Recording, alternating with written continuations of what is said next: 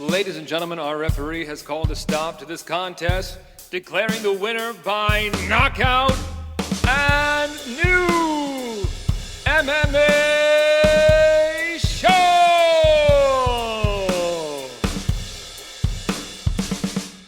Greetings, ladies and gentlemen, and welcome to another exciting round of and new MMA show. I'm your host, Michael Hansen. I do awesome things with microphones because I'm a ring announcer and cage announcer, and I am joined this week, as I always am, by my two co-hosts who bring MMA punditry to new heights. Introducing to you first, from a new undisclosed location, Mark Priya. What's up, buddy? What's up, boys? Coming to you live and direct from the vacation house. Audio and video quality may not be as good, but this is what we're working with this week, and this is the dedication to the show coming on from vacation. So here we are. You look tan, bro. Do I? I'm the palest person in America. No, but you don't look tan. We're making a slight dent in the paleness. A slight dent. And now introducing the man who lives in permanent vacation land, the sunshine state of Florida. He is the Nicaraguan nightmare, Omar Artolo. What's up, buddy? What's going on? I live in the place where I have to make sure my tans are even. Otherwise, I look ridiculous.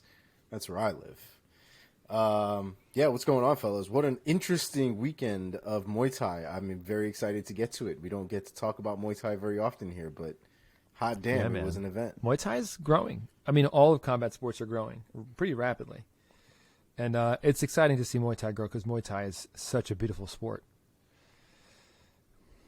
Admittedly, me, learning and doing it in my own time makes me watch things, I guess, a little bit differently now. Sort of like, when you play football, you might watch a football game differently than maybe just a regular fan. So I think it's been very interesting to see this side of things now that I've gotten really into Muay Thai within the last couple of years. How long have you been training now? I started training when I was 21. Wow. I didn't know that. So about 10 years ago, a little over 10 years ago now. Yeah, literally when I was in Buffalo after I got out of college and I got my first job, I was like, okay, I'm making my own money. Time to do my thing. And so I found a place that was maybe a block away from my house in Buffalo. And the ironic thing is the guy moved down from Buffalo and he lives in Tampa now. So my coach is actually like maybe an hour away from where I live. Which I thought was really That's funny. Cool. But I started there, and then I went down to New York. I never really found a place in New York because New York gets very, we just want your money kind of thing, and it was a little too corporate for me down there. So I went with the most corporate place and just trained at the UFC gym, really just to stay in shape more than I think to learn anything new or to learn a specific sport.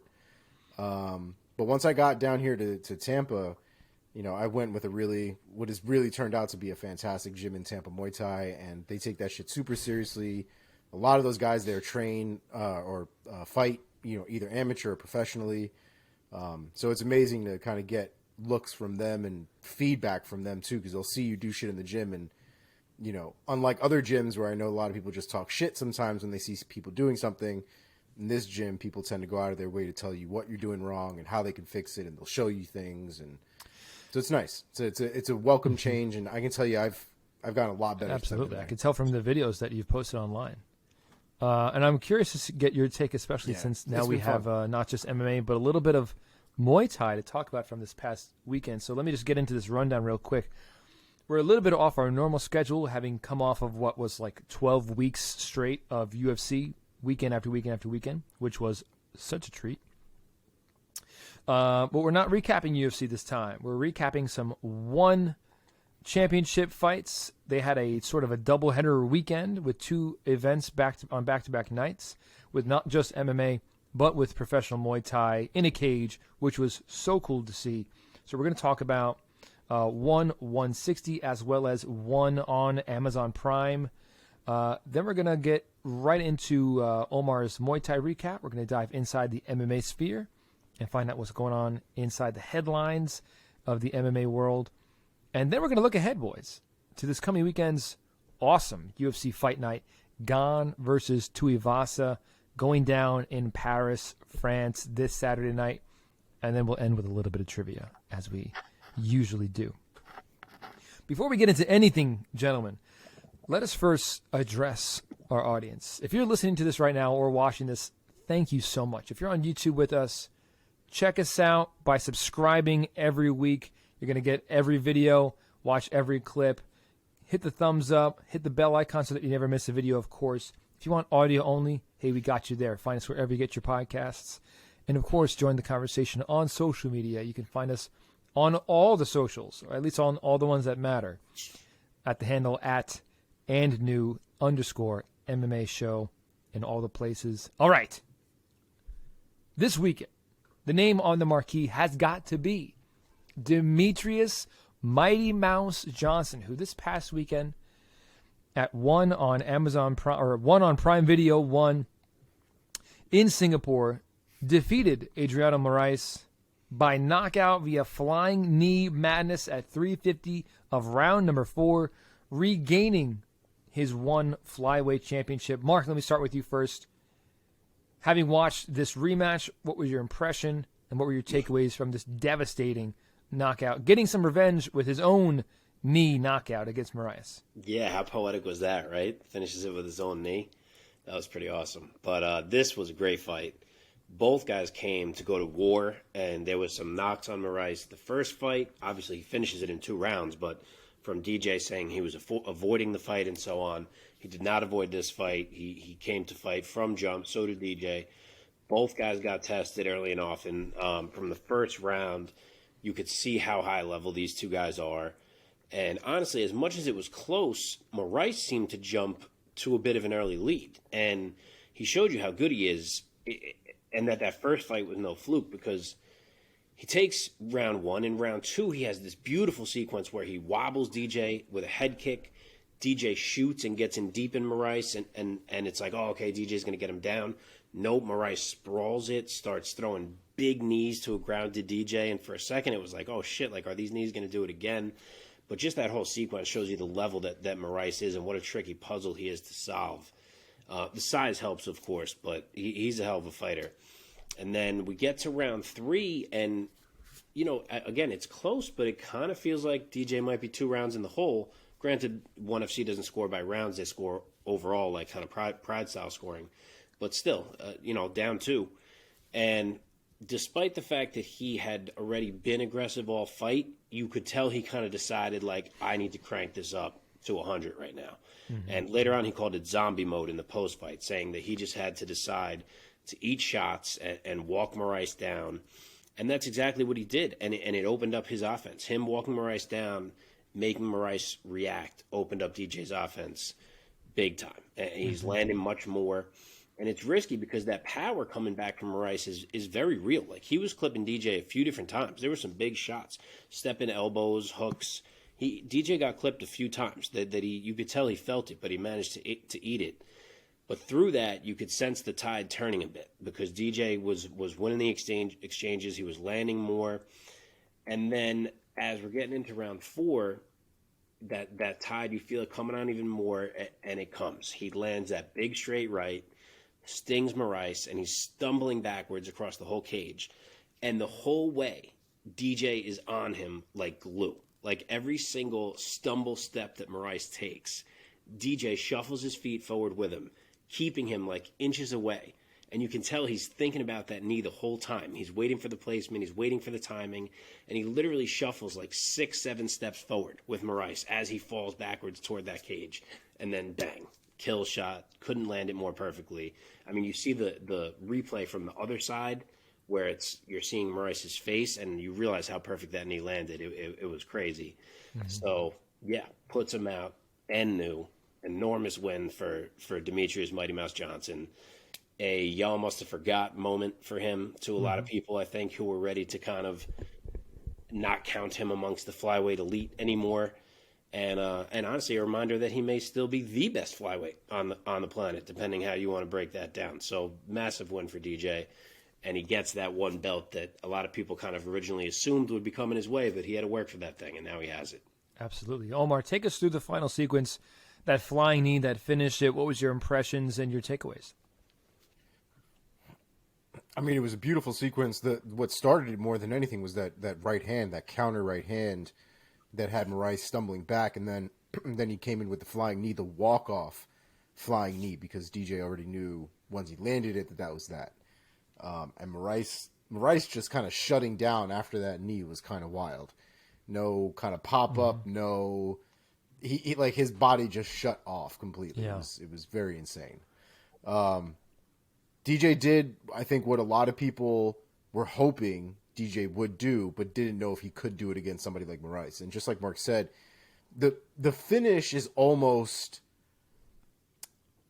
unfair to the work that Moraes had done up until that point. Like, if you just watch the clip of that finish, it doesn't tell the whole story is almost an understatement, because that fight was an absolute war from beginning to end. And I think it really got to a point where DJ's cardio and DJ's conditioning and his experience really took a big head in the end of that fight for rounds 3 and round 4, because you could see Moraes started to slow down quite considerably and DJ didn't. And once DJ's pressure started to go up, Moraes looked like somebody who was slowly but surely drowning in a sea of water. And that is exactly what ended up happening. DJ was on that kid's ass like very few that we've ever seen when it comes to pressure fighters. I mean, it was as good as it gets. I think his mobility, too, makes him very good at that pressure as well, because he's able to get in there, but he's able to get out when he needs to. Obviously, his defense in general, right, his ability to parry punches and slip punches, I think that also works in his favor when he's doing that pressure shit. And it helped that Moraes was already getting into that gassed realm, and moving, on your back foot the entire time doesn't help. So it was a beautiful performance from DJ. I think it really showed, and we've talked about it here often, that championship experience, that championship medal, that those moments where you're able to adjust after having gotten your ass semi-whipped for 2 rounds, because that's kind of what it was. I would argue that I think the first round I would still give to DJ, even having been on the ground. I think he did more damage on the ground. I think he was still active on the ground. I'm not dying on that hill. I'm glad I don't have to die on that hill. But at the end of the day, those rounds I think were a lot closer than even maybe some people will even give DJ credit for. But fantastic fight, fantastic win. Really made, I think, me and Mike eat crow as far as that's concerned. I was happy to. I love DJ. I was rooting for DJ. I even said it. I'm rooting for DJ. But Moraes was a tall order. No pun intended. That is a gigantic man for that weight class. And so it was a tall order, and I'm glad that DJ was able to find it, and he went through some shit. It's not like that was an easy road to go through. So credit to DJ, man. He really is arguably one of the greatest. Man, I love Demetrious Johnson. One of the things I love about him, I love the flavors that there is in the sport of all these different personality types. And DJ is one of these guys. He might really take the cake. He treats this as such a job. Like, he could be a guy working at GameStop. Like, it's just a job to him. In his energy, the way he carries himself, the way he talks about, his fight coming up in interviews, it's just like he's bringing his lunch pail to work kind of guy. And he's like world champion fight. He's won like how many championship fights? He just doesn't care. Has zero interest in being a celebrity. And I love that. I'm like really tickled by it. I'm like, good for him, man. He just wants to show up and fight and get a check and go home. Yeah. To his family. Mark, what is next for DJ as now the one flyweight champion? What do you think? So it's tough. If one does their own rankings, you can pull them up on their website if you have any interest in looking. But most of the guys who are in that title picture have taken recent losses to either Moraes or DJ and have not really put any streak together since that time. There's one guy, I believe his name is pronounced Kairat Akhmetov, who you could argue has maybe earned his way to a title shot. He's kind of right there. But this one, to me, feels like a trilogy that's got to be concluded. I mean, they gave DJ his rematch. Kind of feels right. Moraes should get his. And it's not like Moraes eked out a win and then DJ finished him. Like, it's been finish and finish. These are, in my opinion, far and away the best 2 flyweights in OneFC. I think they're head and shoulders above the rest of the roster. They're 1-1. They feel so evenly matched. Win or lose, Moraes showed that he still presents big danger to DJ the whole time he's in the cage with him. I think you got to settle this thing. I think we got to see who's the king and do this one more time. Omar, agree, disagree? Anything else you want to posit? I would have to agree. I'll be honest, though. I don't really know one's ranking system and their kind of the other fighters, frankly, that are there as well as I would, UFC or Bellator or even PFL for that matter. But I can tell you this. If you hit me with a Johnson Moraes 3, I'm watching. I'm down. I got one last DJ question before we get off him. I kind of touched on this earlier. Best flyweight in the world. Is it Figueiredo? Is it Moreno? Would you still go DJ after this time? Where would you put DJ in that? I've actually been thinking about this, to be honest. And my problem is the resume, right? Like, we all talk about resumes when it comes to greatest of all time. I don't mean all time. If I took right now, who is the best fighter in the world right now? Yeah, right now. If I took them skill for skill, if I really thought about each one of their techniques, how they apply them, how they fight, and things like that, I would say that Demetrious Johnson is the greatest. See, I always suffer from the recency bias of the guy who most recently fought or is coming off of a win is the guy who I'm like, oh, he's the best. Yeah, I think. Realistically, though, like if I put Demetrious Johnson, if we go 1-for-1, Demetrious Johnson versus Figueiredo, I'm picking Demetrious Johnson. It's not to say I don't think Figueiredo is a threat. I just think Demetrious Johnson is better. I love my boy Brandon Moreno. I just don't think he'd be able to beat Demetrious Johnson. Yeah, I think I'd be picking DJ too. It's wild. I don't know if if you're straight ranking them right now. I don't know if his recent resume, like maybe you have to say he's third just because the UFC resumes are stronger. Mm-hmm. But like if I'm picking the fights, I think I'm picking DJ in both fights, which is crazy. He's like 36, 37 now. As far as I'm 36.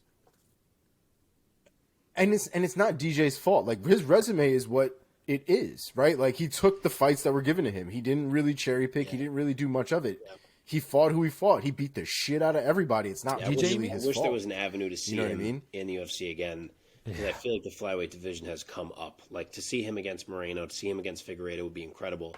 But even to see him against Kaikar France, against Askarov, against Pantoja, like, I would love these fucking fights. I wish we could get him back here, but I don't think that's happening.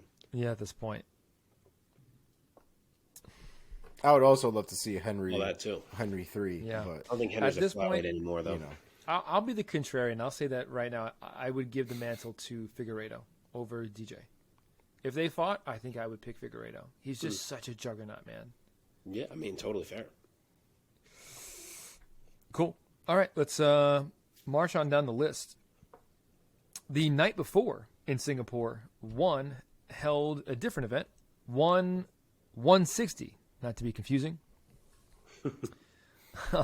So let's break down these, both the main event and the co-main. Let's start with the main event in which Christian Lee in the lightweight division for One. Christian Lee defeats Yoon by TKO via devastating knees at 1 minute of the second round. Omar, why don't you talk about this one first?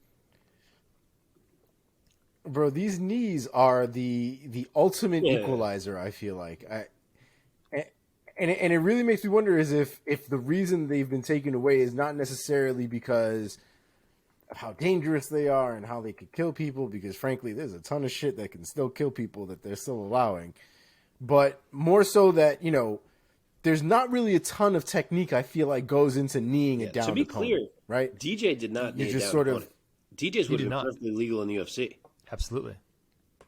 No, yes. That is... Okay. He wasn't downed. That is true. Yeah, I guess. Was. It didn't matter either way, but I'm just He was saying. in the middle of the down. The cage kept him up. Yes. Yeah. But anyway, continue. Yes. It was good timing. Let's put it like that. It was good timing.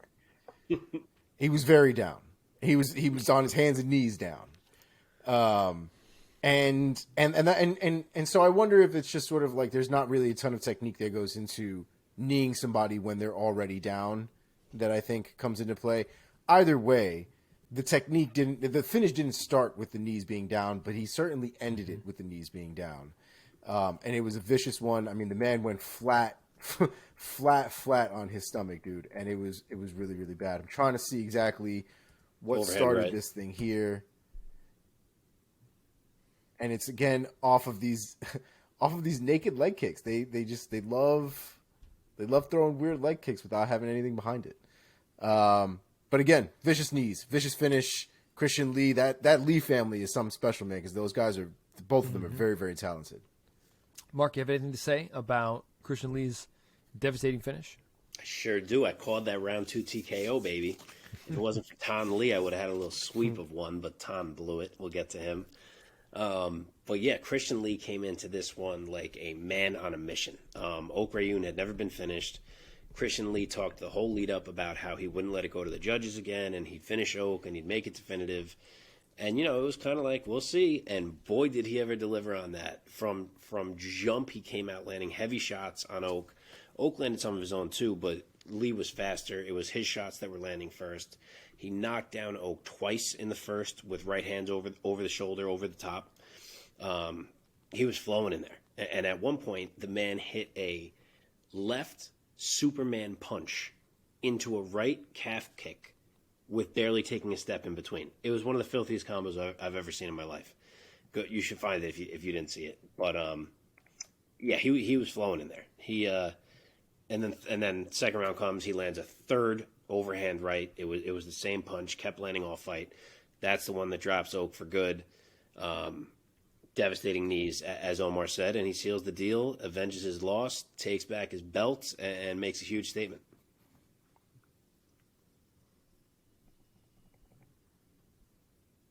Sorry, I was just watching it again. It's just so brutal. I'm like, good guy. Yeah, it is. Yeah. It's You want to go into the co-main, or you want to talk about futures for I'll Lee? say something about Lee quick.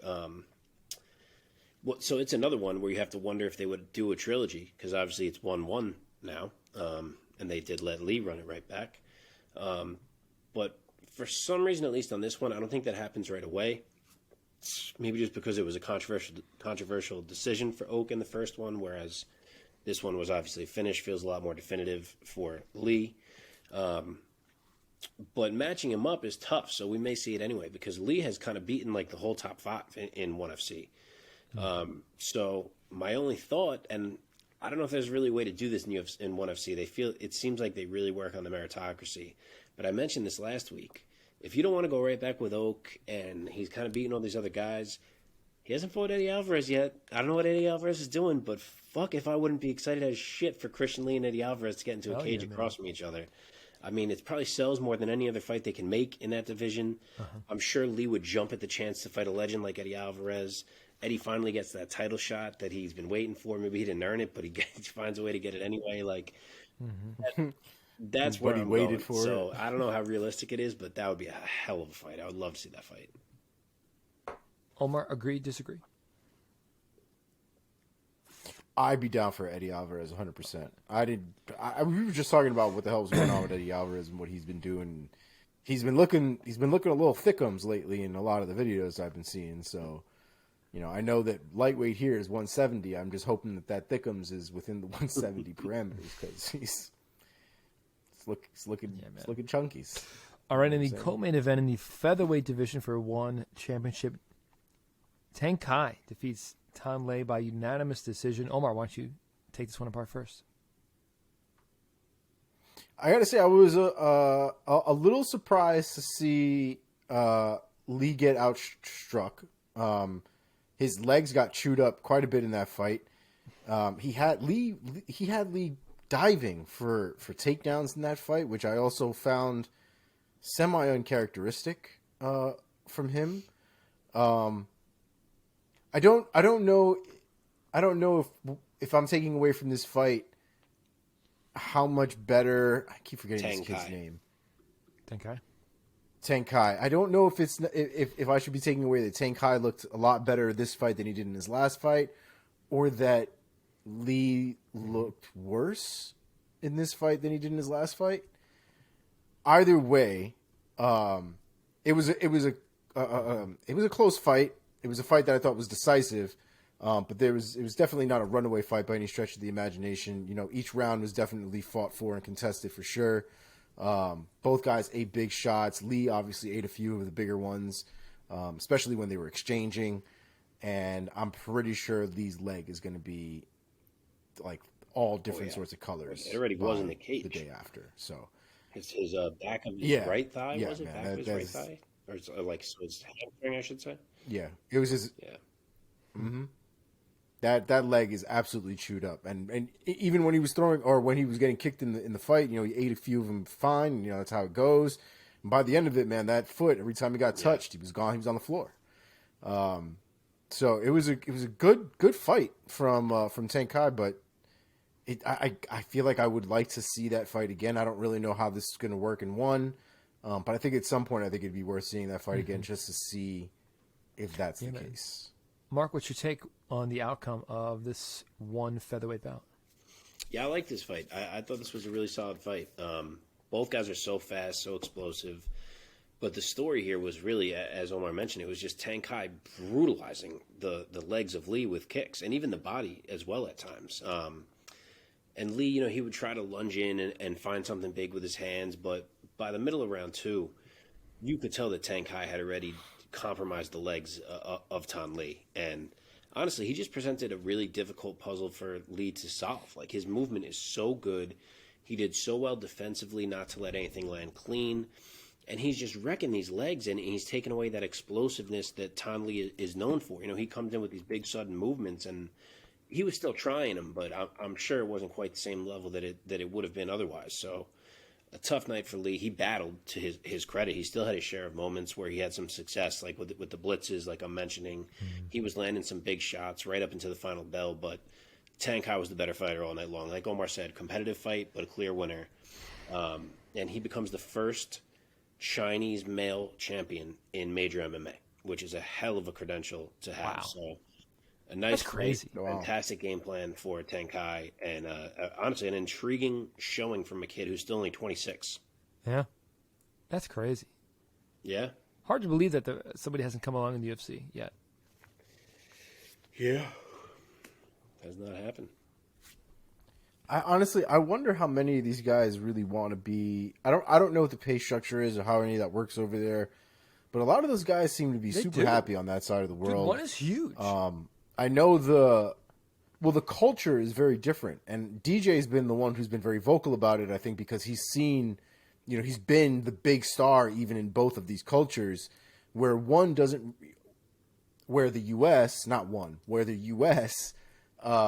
Doesn't seem to appreciate DJ, I think, as a whole, the way the Asian culture and the Asian fan base does. And I think they appreciate fights for different reasons. In America, even places like the UK, some would even argue in Brazil, you know, a lot of these early places where MMA sort of started to build, it's a bloodlust sport. Like, we're not happy unless somebody is dying, right? If Luke Rockhold isn't bleeding all over somebody's face, like, MMA fans are just not impressed, right? In Asia, motherfucker will pass from guard to side control and the crowd is losing it. Like, the crowd will absolutely go wild for it. So there's just a different appreciation, I think, and the different cultures and the way they approach their fights and how they see them, that I don't know if a lot of these guys in Asia really want to deal with that on that side of the pond, on this side of the pond, I should say, if they're getting paid well over there. And a lot of these Thai guys, man, the way I understand that culture over there, specifically Thai fighters and Muay Thai fighters, and growing up in Thailand and in that culture, they're fighting every week for a paycheck. Like, they're in, they're out, they're in, they're out. So for them to go to this sort of, you know, arena where they're not having to fight every week and they're getting paid substantially more than what they're getting paid in those rings, I don't think they're complaining and wanting much. You know what I mean?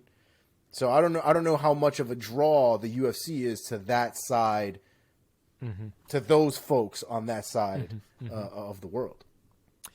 Anything you guys want to say about the future of Tang Kai? It's tough to match him up, honestly, because there's not really any other true contender in that division right now. Kind of all the other top guys have recently taken losses, so I think he's got to maybe wait and let a couple fights shake themselves out. Possibly. Quite possibly. I'm not as familiar with the entire ONE roster. Omar, you have any names you want to put forward? You just want to move on to the Muay Thai recap? Yeah. Let's go right into the Muay Thai because I'm also not too versed in these folks. I know Gary Tonin took a pretty bad loss recently. All right, brother. It'll be interesting to see that, though, to see It's if the only other name Kai on there. can solve the Tonin puzzle as well as Lee did. Omar, you are on the Muay Thai beat for ONE Championship. Give us your take on these Muay Thai fights. So there are a few fights that I wanted to highlight, ones that we talked about last week. There's one that we didn't talk about last week that I'm also going to highlight. And an MMA fight that I didn't know was going down, and I didn't know what this dude's name was until I saw his name. So I know him as Buchecha. That's sort of like his nickname in MMA, BJJ, whatever. His name is Marcus Almeida. And it's I feel like the super common Brazilian name that I just did not recognize him on the card. Otherwise, I would have said it last week. But Buchecha is like this monster out of Brazil in the MMA Brazilian Jiu-Jitsu world. And he fought a man named Ciryl Grashenko. It was not the prettiest as far as technique is concerned because Buchecha literally, like Ryan Bader, dove onto this man's leg. And unlike Ryan Bader, was able to complete a heel hook. And this all happened within like 60 seconds. It's one of the most ridiculous things you've ever seen. I don't know if this would fly in the UFC, but it was really interesting to see it happen in OneFC. If you haven't seen it, I would definitely recommend watching it. Muay Thai? It is literally a minute. Oh. No, this was MMA. This was a minute and 4 seconds. But yeah, Marcus Buchecha Almeida, another one in the win column for that. I read yesterday that he already may get the next title shot. Wow. They have two champs right now because Arjun Buller is the champ, and they have this guy Anatoly Malikin, I think is his last name, who's the interim champ. So they're probably going to fight each other. But they were saying that Buchecha may already get the winner of that fight, which is pretty wild. He's only like 4-0 in his MMA career, I think. He is. I mean, he's a beast. Obviously, he's well credentialed. Yeah, he's running. No, through yeah, people. I know him too. I didn't realize he was on the card either last week when we were talking. So the other two fights that I'm going to go through are a couple of Muay Thai fights that I would definitely and highly recommend. These fights are not super long, so it's not like you're going to be sitting there for these potentially 3-5 minute round fights sometimes with MMA. But the first fight is Penpayak defeating Savas. So we talked about this last week. Savas was that gentleman that I said was more of the underdog here. He only has maybe 50 or so fights on his record. Most of these guys in the top, of the Muay Thai arena are usually in the 200 to 300 total fights, sometimes even more than that. This man got absolutely savaged. Penpayak just completely wrecked this man for an entire round, chewed up his legs, was able to hit him in the body, was able to piece him up with the hands. I mean, frankly, it was a clinic. There wasn't really anything being thrown back. Savas kind of had a problem, I think, trying to adjust to this man's pace and the power that he was throwing, because there was some heat behind those kicks.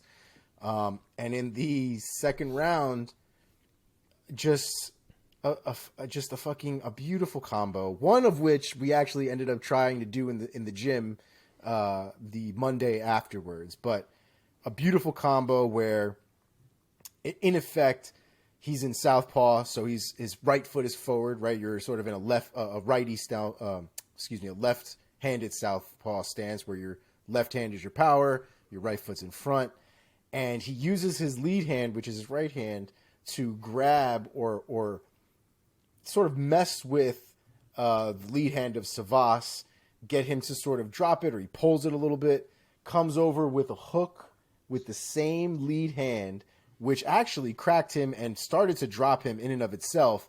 And while the man was mid-drop, Penpayak throws a left power kick to the middle of Savas's face that completely just ruins his whole life.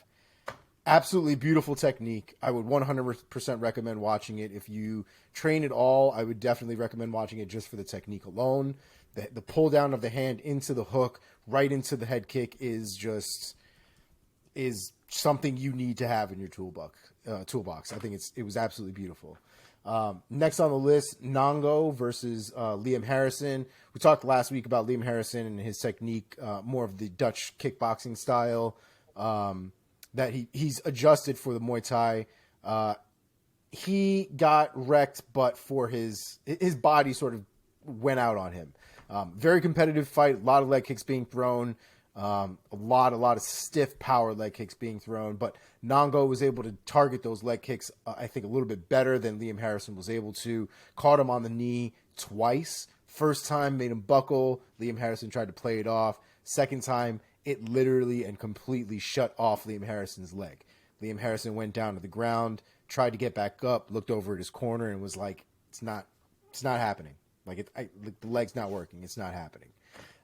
So he does have some damage in his knee. I don't think I don't think it was released with specifically the injury that he has, but it is knee specific related. When I saw it, I thought it landed on the thigh. So I thought his leg just sort of was like completely done, but it was more specific to the knee itself. Again, another beautiful, showing of technique, especially when it comes to leg kicks, keeping the guard up while the kicks are being thrown, how to throw those leg kicks with immense power and still keeping your base so that you're not off balance. People aren't taking advantage of you. I thought it was fantastic. Not to mention, I bitch about here all the time about naked leg kicks. These guys set it up beautifully with jabs, even just pawing the jab out so that guys are expecting something else and not expecting the leg kick when it lands. It's beautiful. I love watching it. Definitely recommend watching it. And it's all the Muay Thai. Nice, bro. Awesome. Yeah, it was fun to watch. All right, man. Well, we're going to have some more Omar. Omar, take us right into inside the MMA sphere, brother. Double dipping with doubling Omar. up here today. Oh, hello. How you doing? All right. So we actually have quite a bit to get through. Last week was a very slow news week. This week apparently is making up for lost time. So let's get right into it.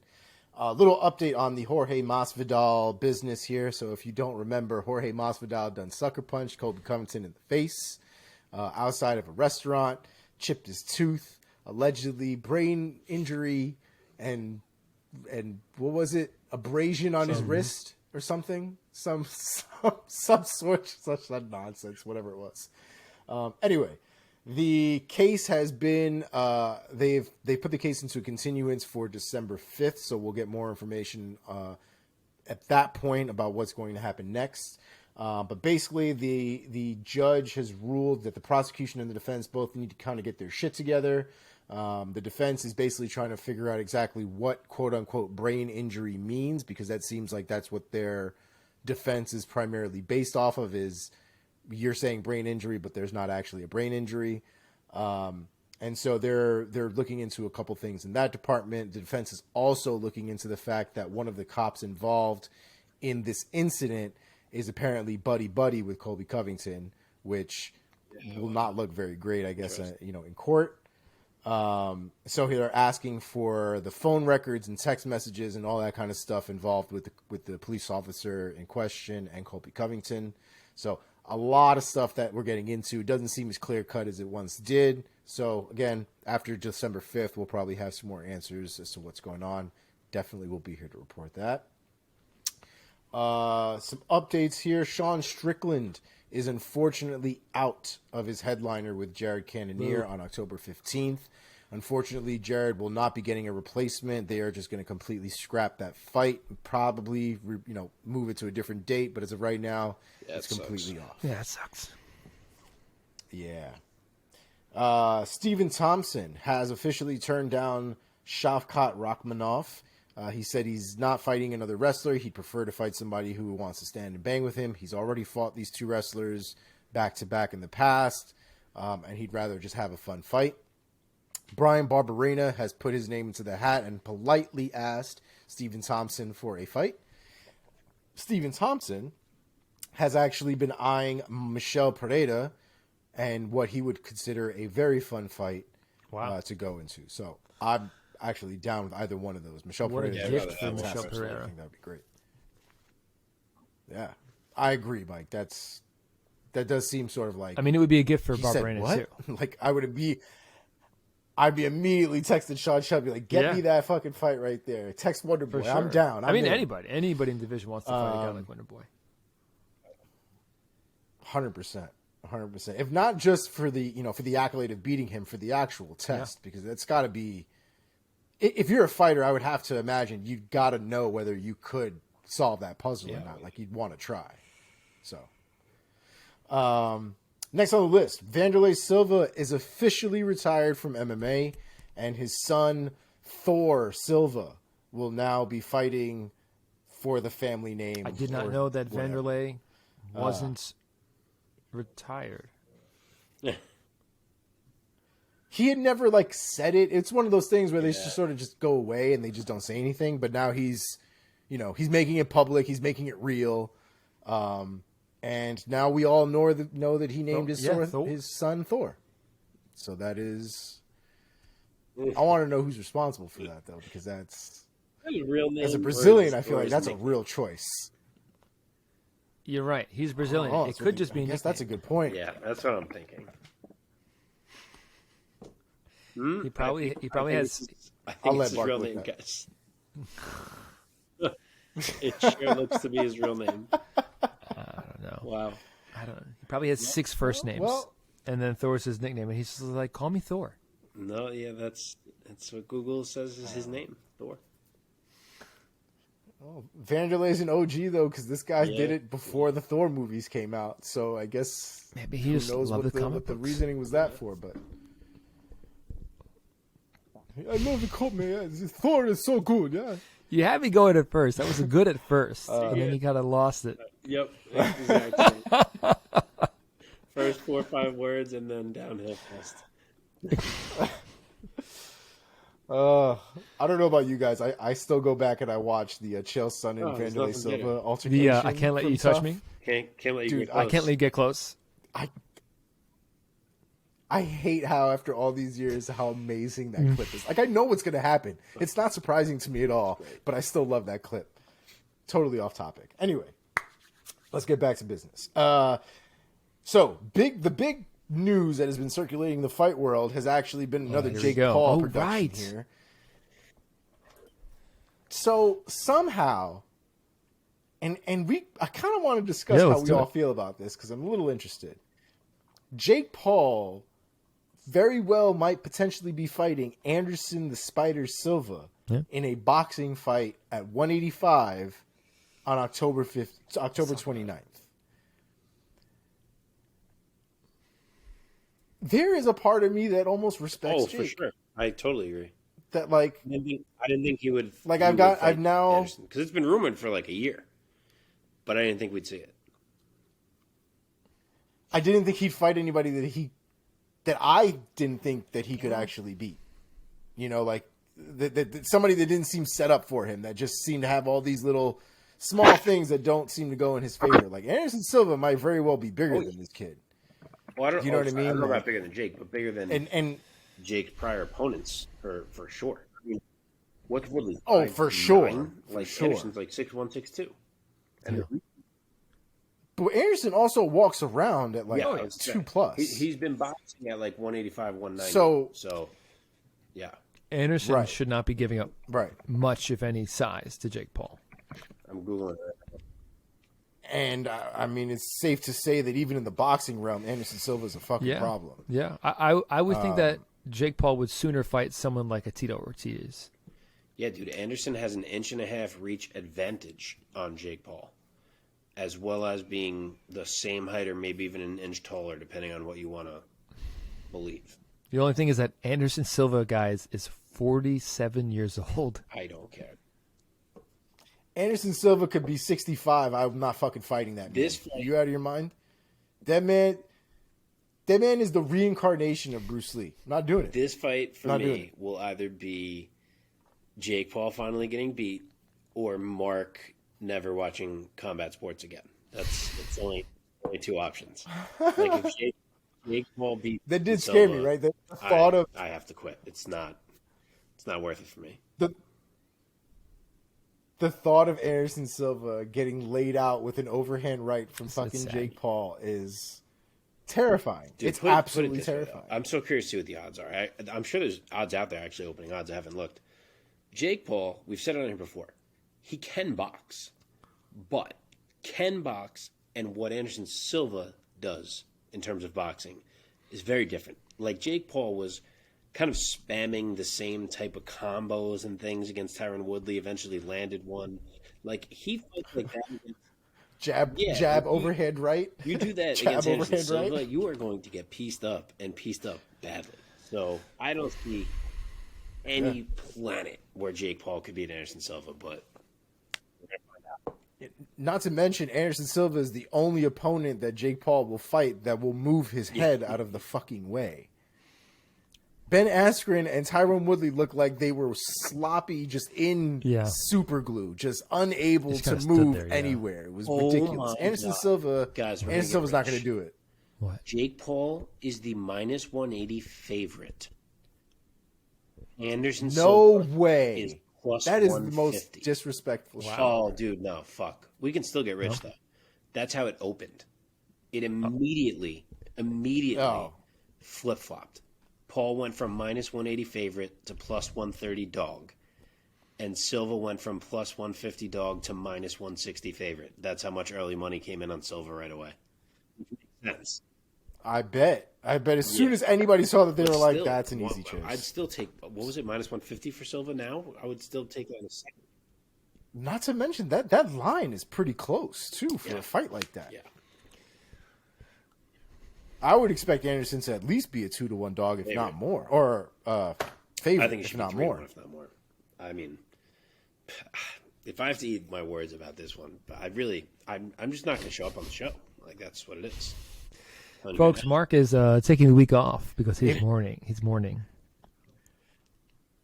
If Mark doesn't show up on the show, his image is just going to be an image of Jake Paul.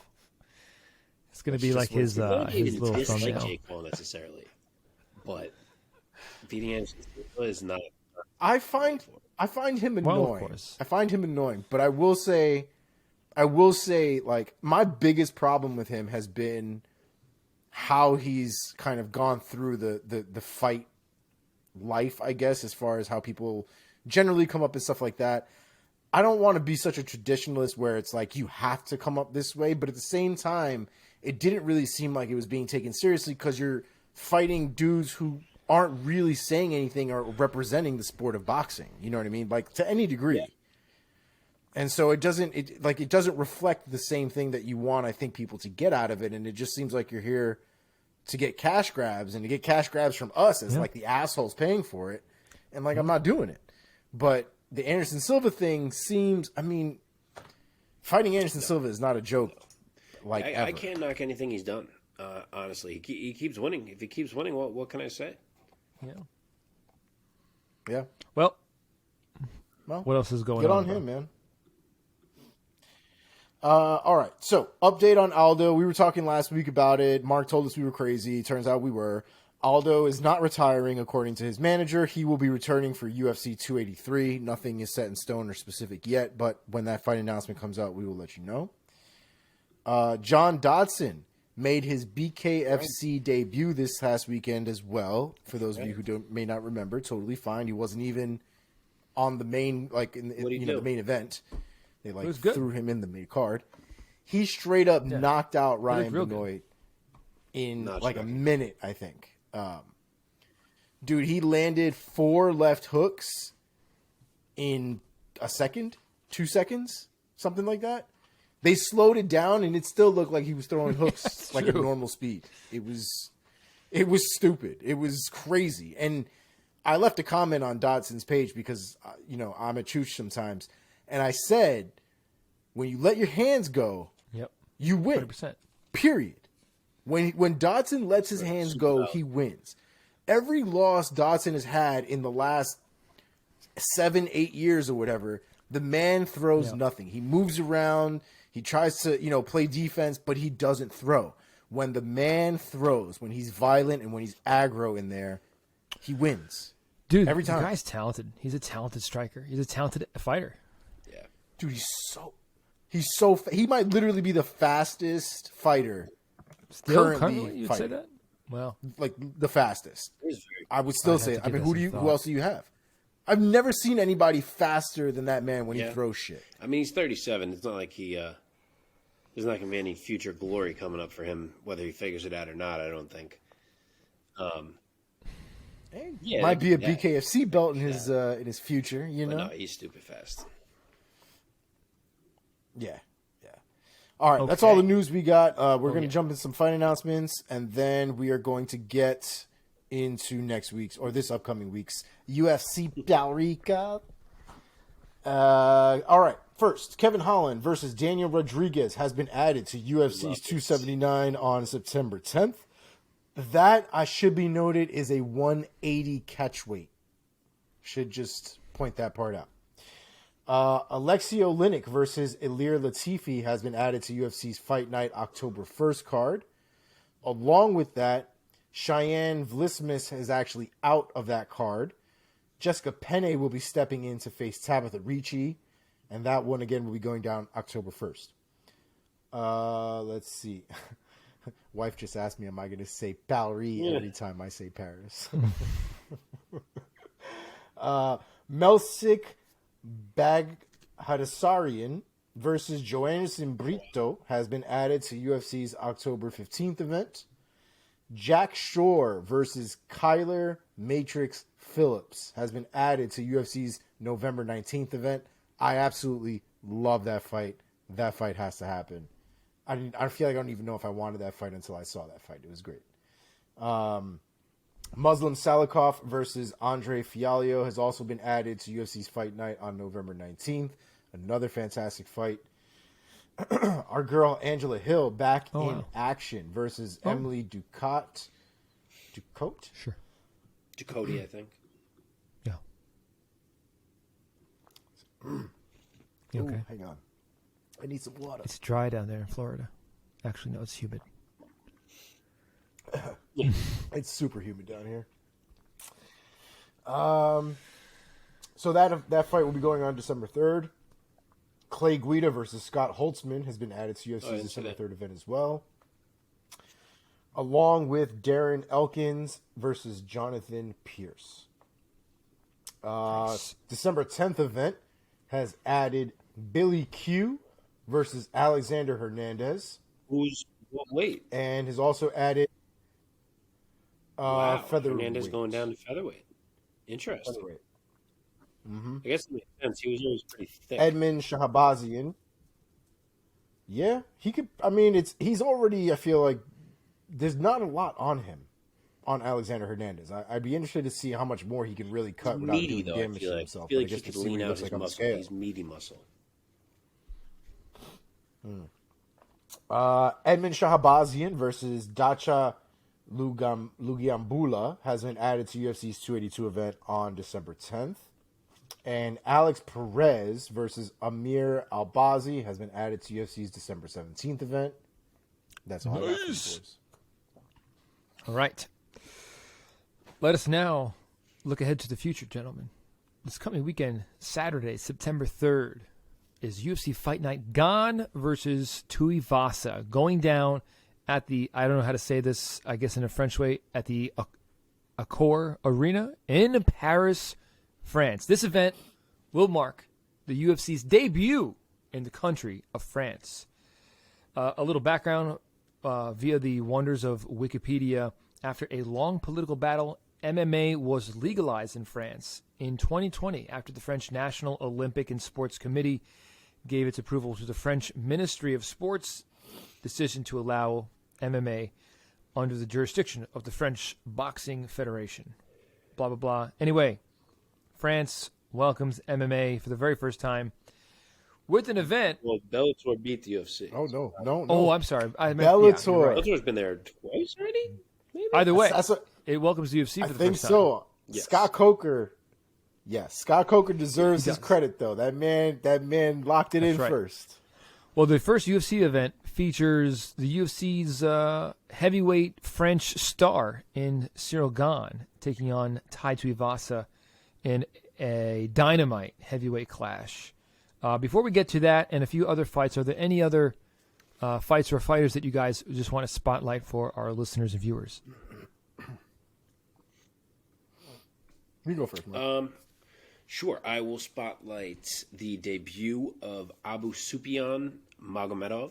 He's debuting against Dustin Stoltzfus. He's a guy who's been around for a while, credentialed guy who's in PFL, holds a win over Sadabusi, who obviously has shown you how good he is as of late. Finally making his way to the UFC here. I think he's already like 25 fights into his career, if not more than that.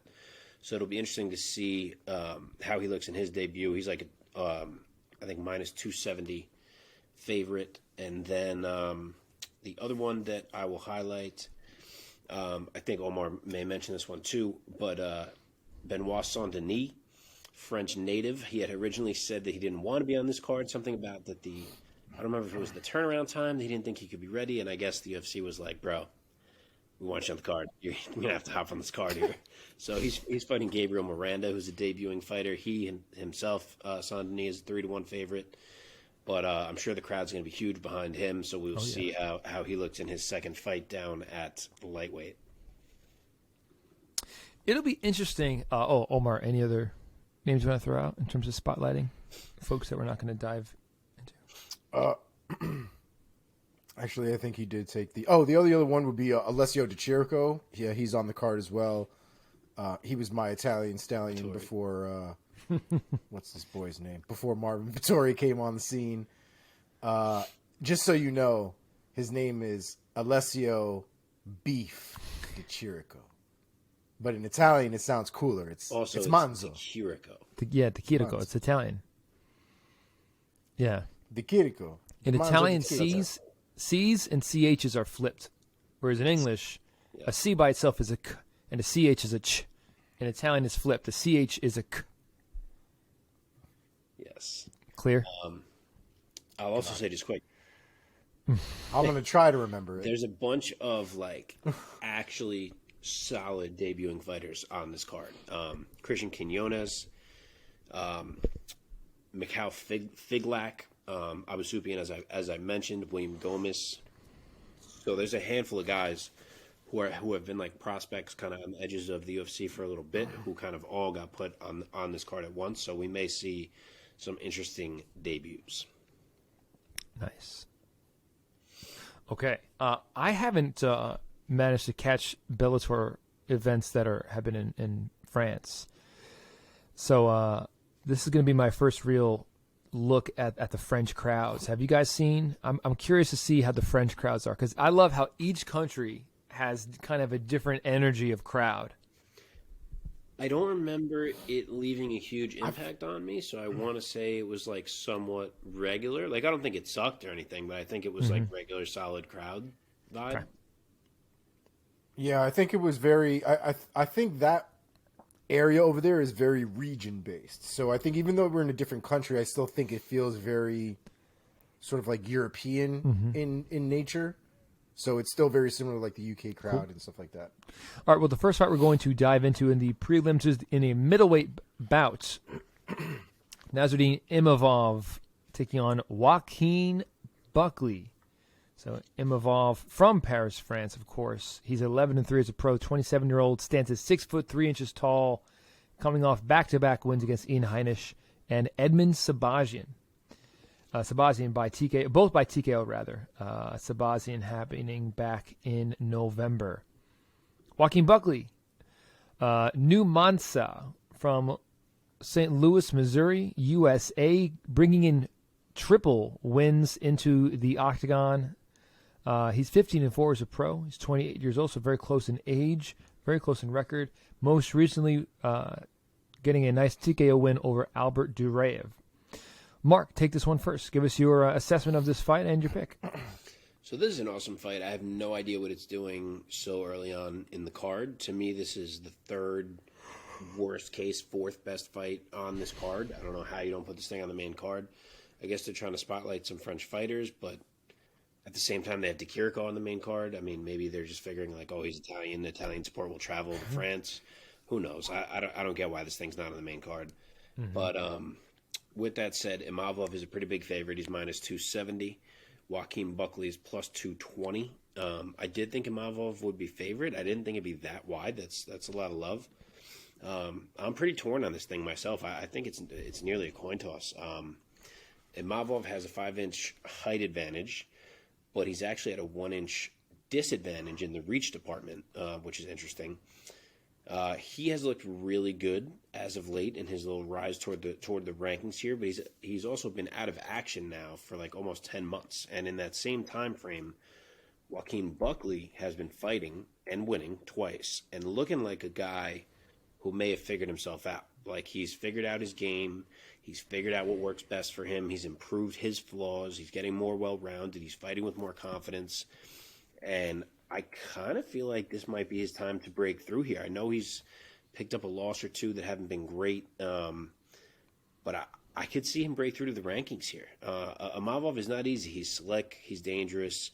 He's probably going to be the more fundamental striker, which could pay dividends if Buckley gets sloppy or looks for that big shot too much, which in the past at times he's been prone to do.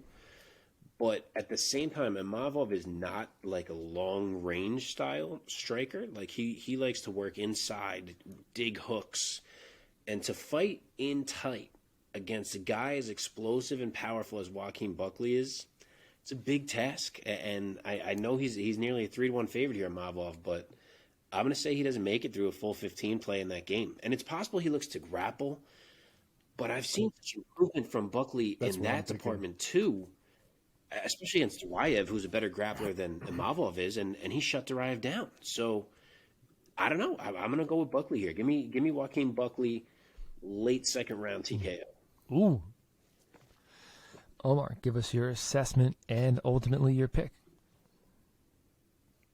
Yeah, I mean, that's pretty much how I had it. The only thing I would say is I would imagine that Imavov is actually going to try to grapple more with Buckley than some people might expect. I think that at this point, Buckley's striking game, I think, is pretty legit. A lot of people are high on that crazy-ass spinning back kick. You will never see him pull that off again. Like, it's just not going to happen again. But I think what is important to understand from him and his game is how dynamic he is of a striker, because he does – first of all, he's strong as shit.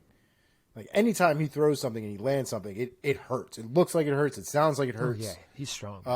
But more than anything – but he is technical in his own right. He does throw a lot of power shots, but he does set a lot of things up. He sets up a lot of traps when he's fighting. There is a lot of technique that goes into his game. Imavov also has that, but I don't see him being as slick as Joaquin Buckley in that department. And I would think he's going to end up resorting to trying to grapple against Joaquin Buckley for a win. And like Mark said, I think Joaquin Buckley has shown improvements, vast improvements, when it comes to, defending takedowns, but also capitalizing on failed takedowns as well. It's not so much just stopping the takedowns, but making them pay for it. And so I think we'll see a lot of that from Joaquin Buckley in that fight. So I'm going to also go with Joaquin Buckley. I'm going to go with the technician, guys. I need to be contrarian right now. I feel it in my bones. Yeah. I've been pretty impressed by the Frenchman Imavov, and I'm going to go TKO round 2, the complete opposite of Mark. Wait, but he's in not favor, French, is he? So it's on SureDog. He's listed as a Frenchman. Dude, he's French and it's not on the main card? What is going on? I didn't even realize he was French. What is the logic here? Nassourdine, Imavov. I don't know. I don't know. I'm sorry. Keep going, but wow.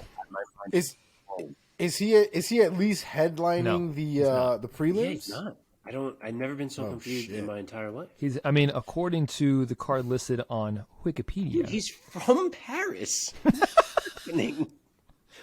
Yeah, these guys are both legit middleweights. I'm so confused. I totally agree. So he was born and raised in Dagestan, but he moved to Paris. Yeah, he's fighting out of Paris though. At 19.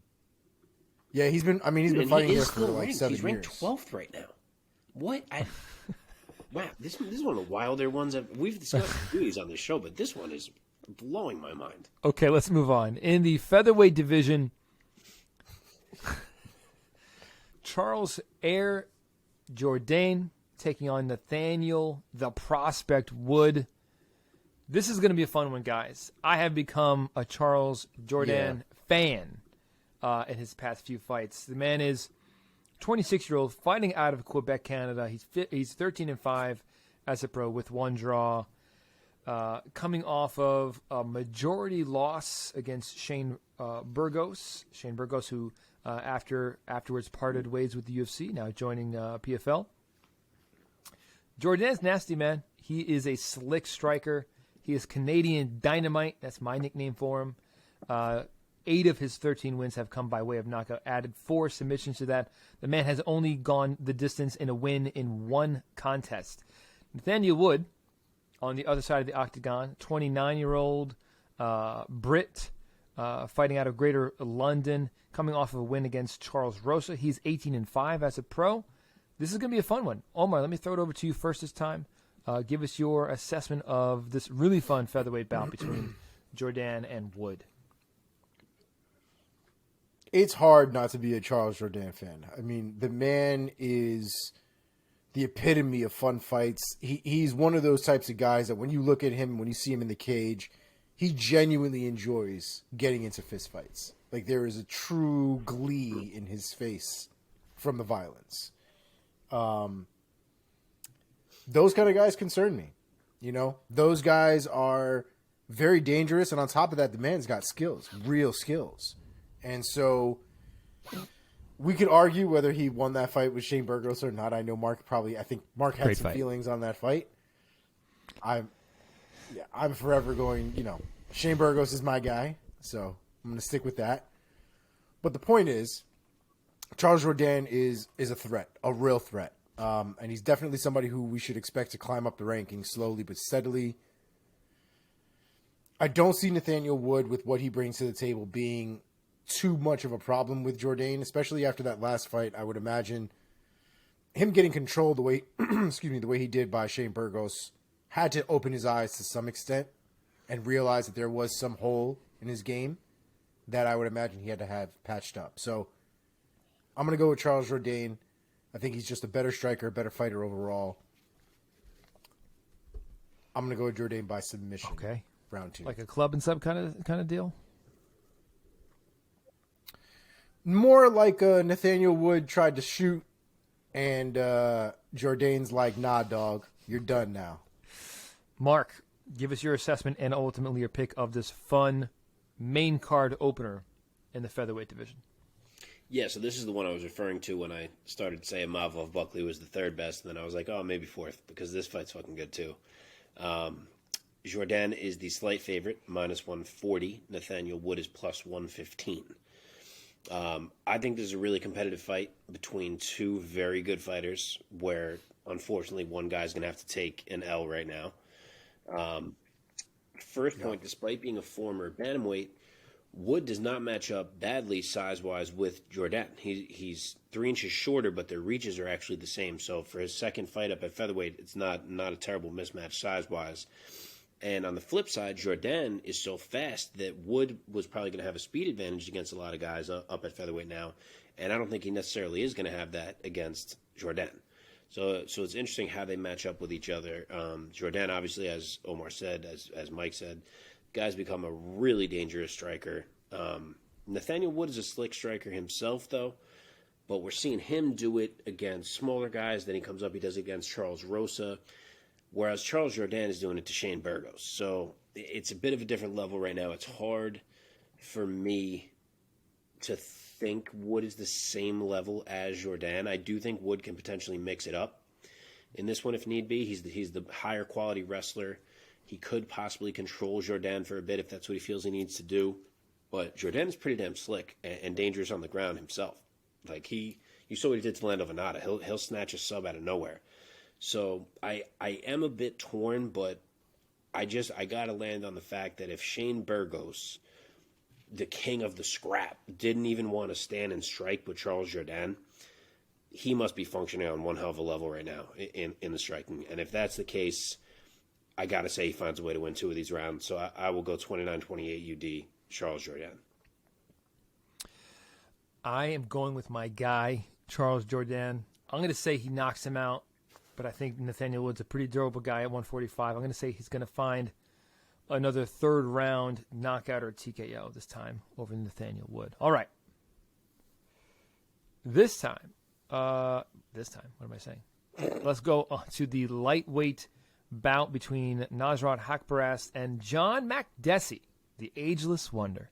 John Makdessi's been in the UFC for a minute, man. Yeah, he has. Here we go. Lightweight division. Shit, I remember him on Tough, yeah. man. He's I'll get to it. Damn. Didn't he fight Sam Stout at one point? Like, just that illustrates how long he's been around. Am I wrong? Sam Stout was a while ago. He fought Sam Stout, dude. That was a while ago. Yeah. Sam Stout was fun. He's been in the UFC since 2010. Sam Stout, was that like a decade ago, Sam Stout? Yeah. Yes. Yep. It's literally a decade ago. Wow. 2012. Crazy. Anthony Njokuani, Darren Cruikshanks, Shane Campbell. Okay.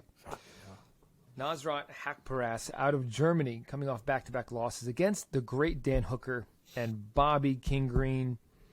Haqparast, still young. He's only 27 years old. 13-5 as a pro. 9 knockouts to his name. No submissions. This man is a striker. Let's see. John Makdessi. Also fighting out of Canada. I forgot that he was Canadian. Out of Quebec. John the Bull Makdessi. My man is also a striker. My man also has no submission wins on his record. So this is a striker's delight right here. Makdessi coming off of a win against Bahamondes back in April of 21. Won that fight by split decision. This is going to be a fun one, guys. Omar, why don't you take this one first? Haqparast has been one of those guys where I feel like I felt a lot of potential from him, but like lately, I feel like that's like slowly back-to-back buzzing losses away. do that. And I don't feel like I have.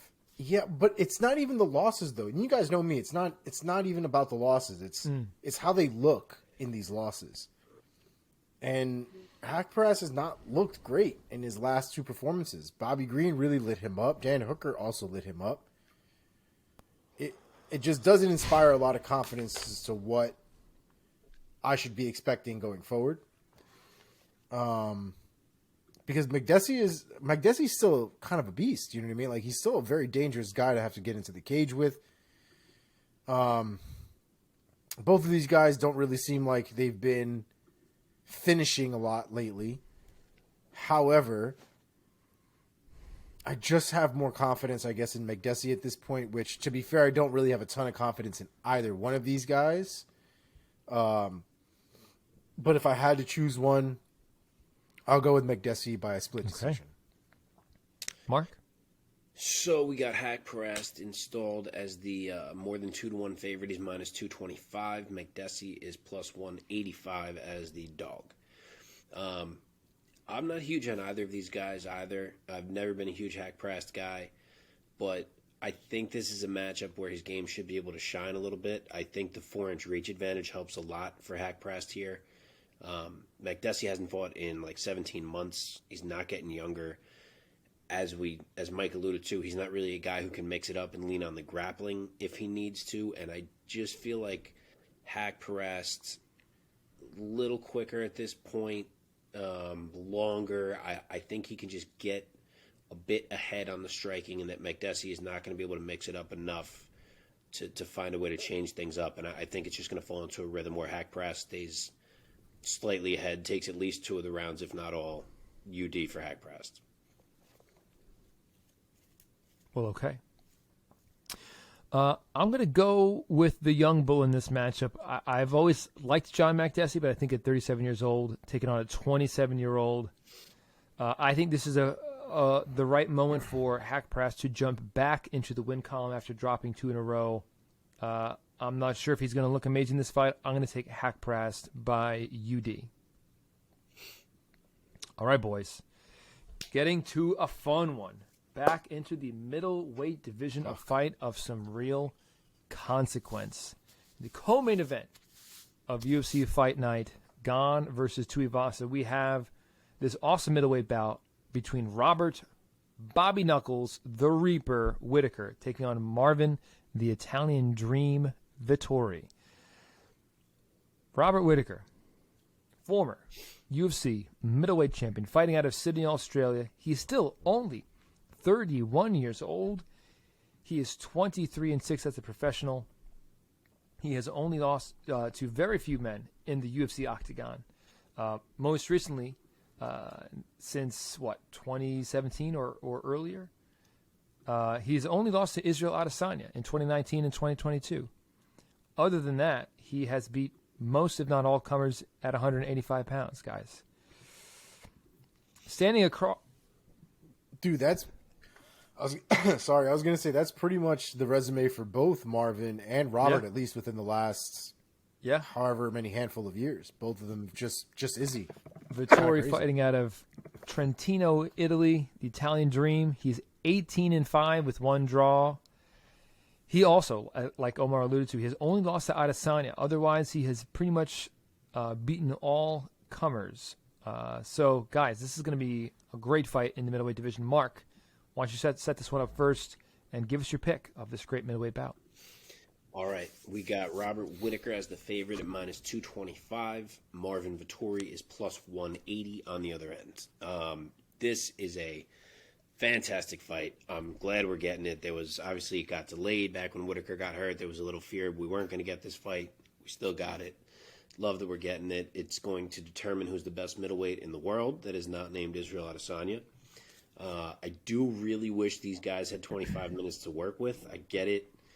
It's not a main event, but I would just love for some type of change to happen when it involves top five guys. Like, I wish there was just a way for fights that are this high level to be locked in at 5 rounds. The fact that Gane and Tuivasa get to go 5, but Whittaker and Vettori don't, doesn't feel right. I hate it. But as for the fight itself, until I see someone not named Izzy beat Robert Whittaker, I will continue to ride with Robert Whittaker. The guy is unbelievable. I frankly, I don't think Marvin Vettori is on his level. I think that as good as Marvin Vettori is, as tough as he is, as impossible as he is to hurt, he's just not on the same technical level of a Robert Whittaker. Robert Whittaker almost just stole a technique-based decision off of Israel Adesanya. There are people who are convinced Whittaker should have won that fight. Mm-hmm. That tells you a lot by itself. So I just don't see how Vettori beats him. I think Whittaker's movement is too good. I think he's going to make Vettori come find him in there. I think he's going to be jumping in with leg kicks, and I just think his boxing is too clean and is going to land too often. I could even see Vettori get frustrated to the point of looking to grapple, but I don't think he has enough of an advantage there to change the fight. Mm-hmm. I think we're going to see Robert Whittaker look really good here and remind a lot of people why he's held in the regard that he is. I will say Whittaker, UD. Whittaker, UD. Omar. So if we look skill for skill, I think these guys are actually very, very comparable. I think they're very tightly contested. I just think Robert Whittaker is still arguably one of the, if not the second best middleweight in the world. And I say that based off of his performances, not just the fact that he's won. You know, his striking is crazy. Like if people don't, it's possible people don't really realize what they're watching when they watch Robert Whittaker strike, but his traps, his setups, his ability to manage distance, his ability to close distance quickly. I mean, he's a problem. He's an absolute problem. Not to mention he hits like a fucking truck, it looks like. And Marvin Vettori is very similar in that respect. You know, they don't fight the same. Marvin doesn't close distance the same way that Robert Whittaker does, right? Robert Whittaker comes from a karate background. So there's a different element to how Robert Whittaker's footwork and how Robert Whittaker's game is played based on the foundation of which his striking is based off of. Vettori's is not based off of that same foundation. So his striking is, you know, more boxing and kickboxing based. However, the way he implements it is just as effective as Robert Whittaker's. And his ability to close distance the way he closes distance, land shots, get around people's guards with his hooks, which is a problem in and of itself, especially with those tiny ass gloves. His head kicks are insane. If there's one chink that I've been annoyed with Marvin Vettori in the past for, is he shoots for takedowns when he doesn't need to be fucking shooting for takedowns. And there are moments where I get annoyed that he chooses to do these things when he needs to be striking. So we could go back and watch the Ciryl Adesanya fight for those types of moments if you'd like. I'm not going to get into it in detail. But that's my one biggest issue with Marvin Vettori. And I feel like if he gets some sort of advantageous position against Robert Whittaker, whether he gets rock clipped, something like that, I have a genuine fear that Vettori will go for a takedown against Robert Whittaker when he should be pushing the pressure or trying to go for a finish or something like that. And I do fear that he's going to screw up moments like that or opportunities that present themselves. Robert Whittaker presented with the opening to kill Marvin Vettori, he will kill Marvin Vettori. Like, that will be it. Whether it's a head kick, a punch, an elbow, whatever it is, Whittaker will take it without hesitating. What's that? And I feel like Marvin Vettori won't do the same thing. So, with that in mind, I will be taking Robert Whittaker.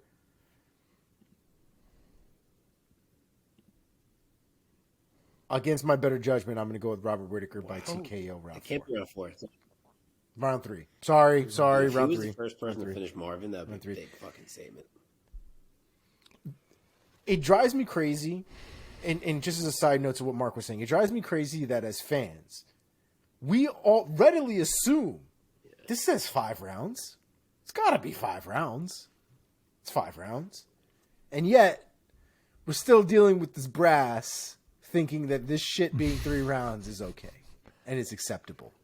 It is not. These fights of consequence with these high-level guys, 5 rounds. You can't give me a 5-round Nate Diaz fight for no actual reason and then not give me a 5-round fight for something that actually matters. Especially with two guys as durable as these two guys. Oh, yeah. Because my biggest issue is if we go 3 rounds, and it's very possible this is going to happen. If we go 3 rounds, we may not know or feel like the fight is actually done or finished or completed. For sure. Right. And so we're going to end up with this nonsense where we're going to feel like we're going to have to do it again. Or like, I just feel like 5 rounds would give us enough time to get a proper answer as to who won that fight. But here we are. Well, guys, we are unanimous. I also will take Bobby Knuckles because I think that he's just going to be the superior striker in there, and I think he's going to showcase that over Marvin. I would love to say that he gets him out of there, maybe in the 3rd round, but I think that Vettori has shown that he's just so durable. The guy is just such a tank, combined with like a real will. I mean, the guy clearly burns with a passion for winning and for competing. So I'm also going to say that Whittaker takes it by unanimous decision, showcasing some great striking, maybe finding some moments where Vettori's in trouble, but I don't think he's going to. I don't think he's going to come close to getting Vettori out of there. I think it's just going to be more of a striking clinic that we're going to see. So we'll see. That's where I'm at. All right. I think Vettori at minimum gets hurt by the end of that fight. Maybe. Yeah. 100%. Yeah. Okay, and that was not the main event, guys, which is crazy. That could be a main event of a fight night. Right? Oh, God, easily.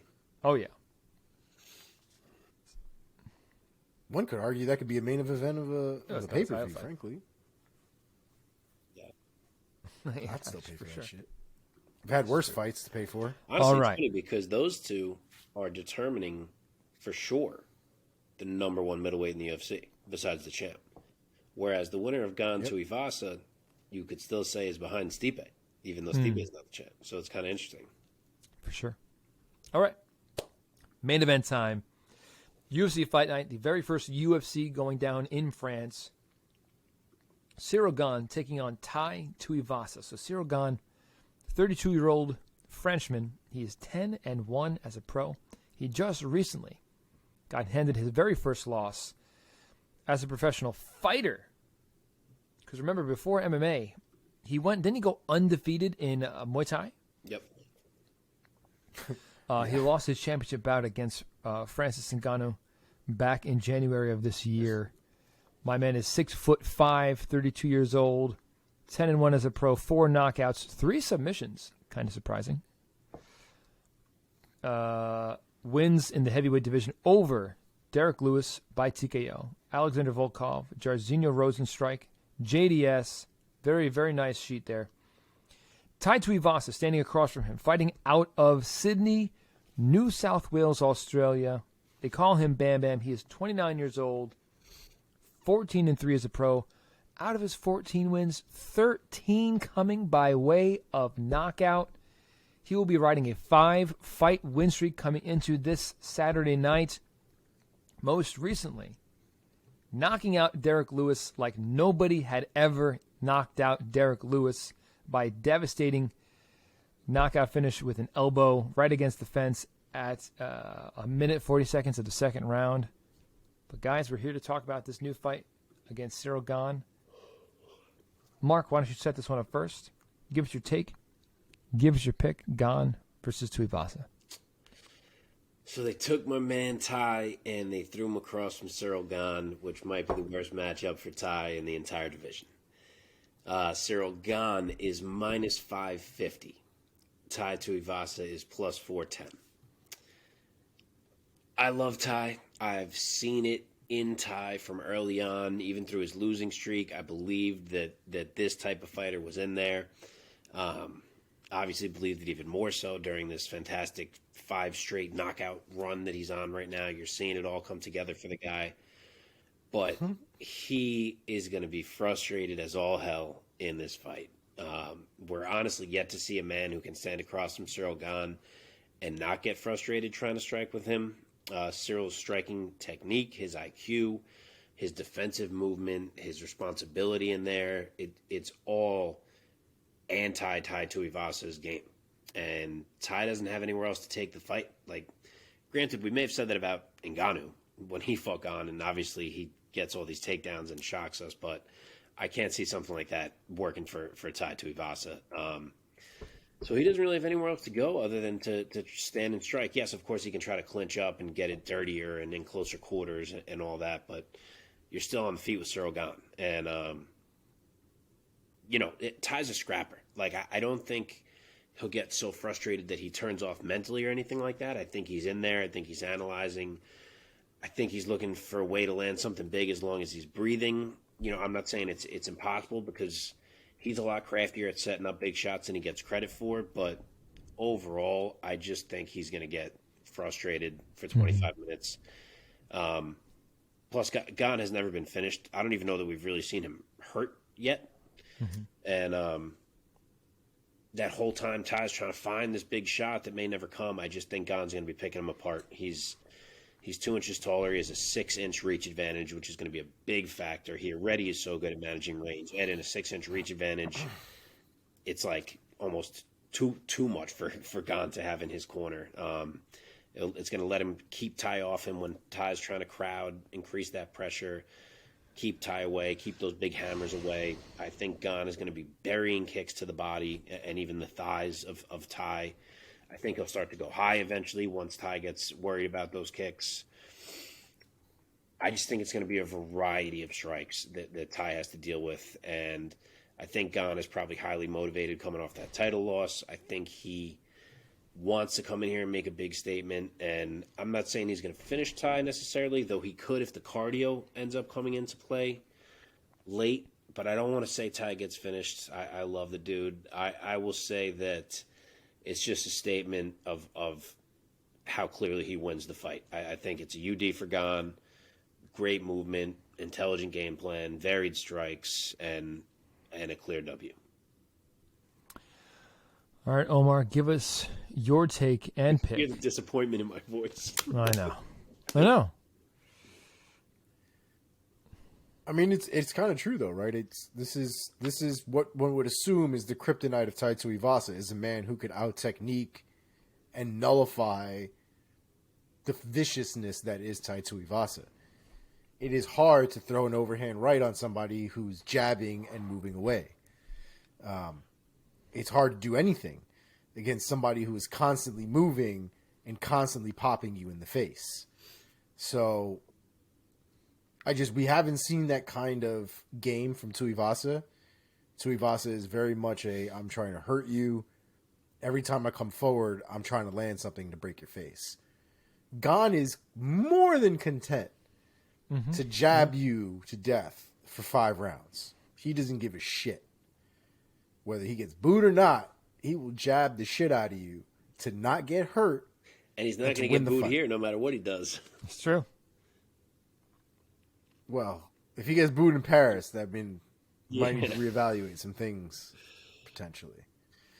But that is for me. That's the frustrating thing about Ciryl Gane is his contentness to not finish the fight. In MMA, that annoys me. Maybe it shouldn't. Maybe I don't know, but it annoys me. I'm not saying be reckless, but there are a lot of times where I feel like we've seen Ciryl Gane have a moment where he's obviously in front or at an advantage, and he just doesn't step on the gas. He's very content to play the distance game and just kind of get his points and rack his points up and win the decisions that way. That will work against Tuivasa, but Tuivasa will continuously be looking for that one-shot kill.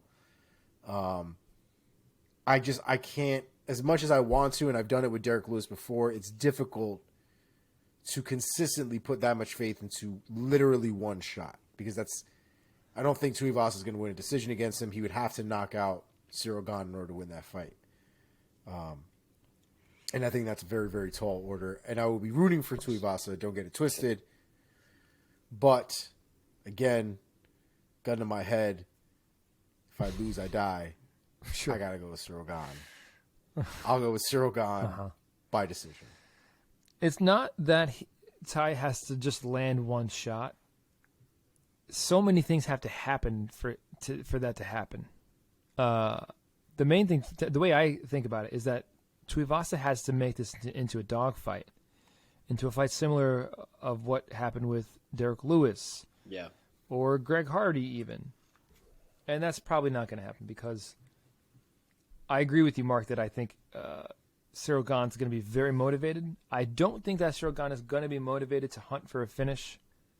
I think he's going to be motivated more than anything to get right back into the win column, which is why I think this is guaranteed to be a unanimous decision victory for Ciryl Gane. He's going to be so content to paw at Tuivasa's face from the outside for 25 minutes and not let Tuivasa get off much of any offense. Tuivasa's going to have to try. He's probably going to try to blitz him. He's going to try to crowd him. And Gane is going to be gone. See what I did there? For me, this is unfortunately an easy pick.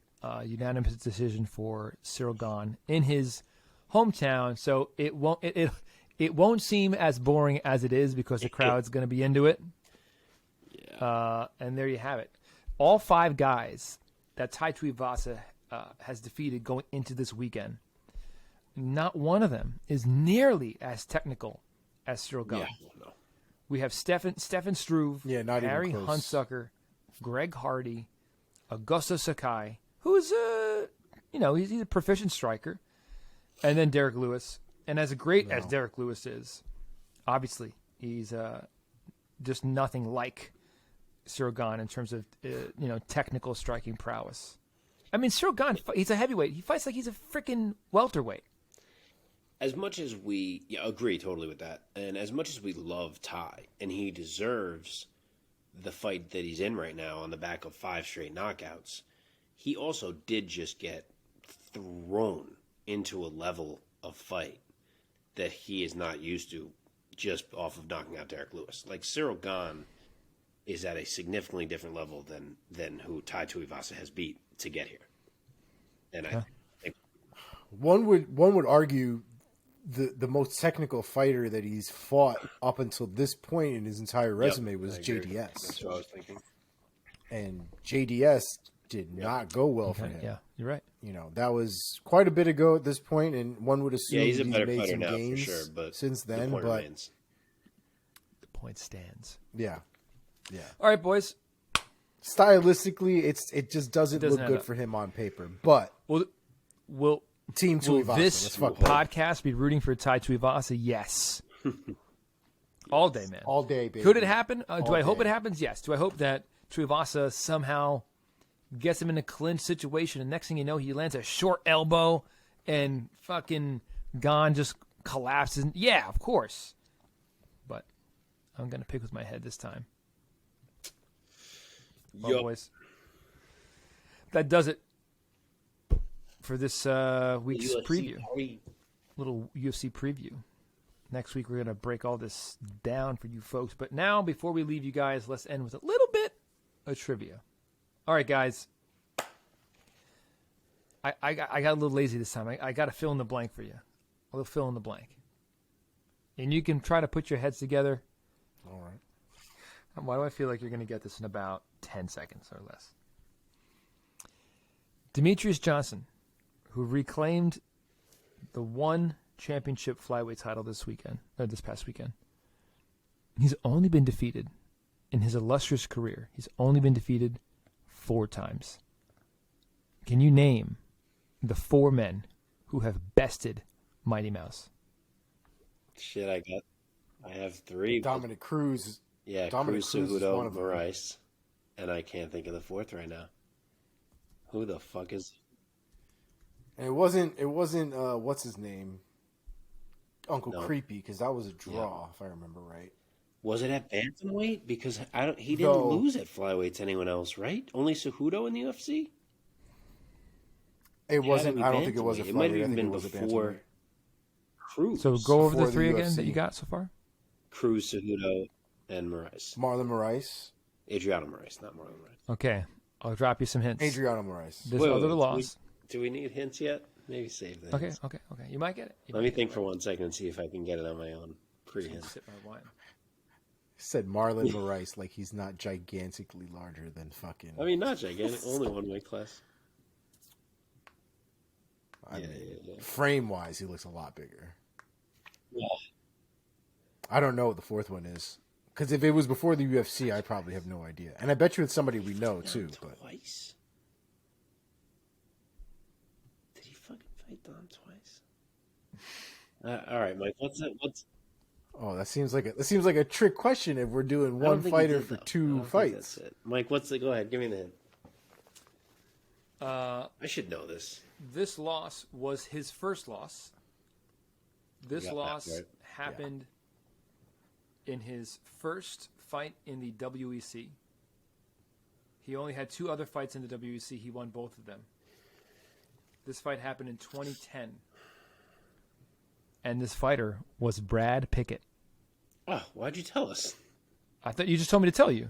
I I would said have give never us the gotten that, dude. clues. Oh, God No, damn he it. wanted the he was wanted running the through Ah, the sorry. he wanted the guys in my clues. I thought you were like, all right, tell us. You No, better tell us the clues. I don't know if I would. I never would have. And you know what's crazy is Yeah, now that you said it out loud, though, I remember him having a conversation about that Hear you fight. say it, I'm like, oh, I fucking knew. But it I was never Pickett, would've but I don't know gotten if it. that was going to come to me. Yeah. No, it never would have came to me. But he did. He just had some interview, not even a few weeks ago, where he was talking about that fight. Yeah, I feel like we even brought it up on this podcast like a couple months ago. I feel like we were talking about that Pickett fight Brad for Pickett. some reason. Man, anytime we get out of here before midnight, it feels like a gift from God. Yeah, this was a brisk episode. Well, folks, Yeah, that's what happens when there's no UFC to UFC. recap. But it was a fun one. It was a fun one. One championship gave us 2 fun fights last weekend. And, boy, we have a fun fight night coming up this Saturday night. Folks, enjoy the fights with this UFC Fight Night. Gane versus Tuivasa. Thanks for joining us. As always, like, subscribe, do all the things. Share with your friends. Anybody who you know who loves MMA, who doesn't know about our show yet, share this clip with them or this show with them. Thank you so much. We love you guys. And we'll see you next week. Oh, wait, before we're done, not to kill it, we want to thank you guys Hey. for our 100 subscribers officially. Milestone Yeah, reached, big baby. milestone. Let's go. Fun one. Let's go. It's the small victories. That's all it is. When we reach 500 Crazy. subscribers, I will kick Mike in the leg on video. You're going for to fly to everyone see. Michigan, Does Mike know kick me in the about leg. this? So, just to do it, and I might go to a Anthony Pettis event at the same time. If and kill when two we birds reach with one 1,000 stone. subs, I'm gonna really be like pinching myself. I'm gonna be like, holy fuck. I will video the kick in the leg. And that could And still then just at be like 1,000. tip of the iceberg. video. What'd you say, Mark? I said I'll video the kick in the leg. I will not. I'll video. At the 1,000th, but if you go to 1,000 subs, then Mark shit. gets it on his leg. No. then we get. I that get it battle. from Mike. When do you get kicked? God damn it. Yeah, he'll get it from me. You won't feel anything, my fucking chicken legs. All right, boys.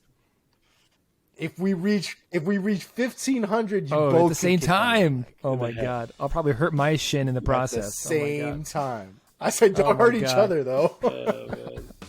All right, folks, enjoy the fights, and we will reconvene All next right, week, let's get guys. outta here, All boys. righty. Later, boys. Peace. Peace. Peace.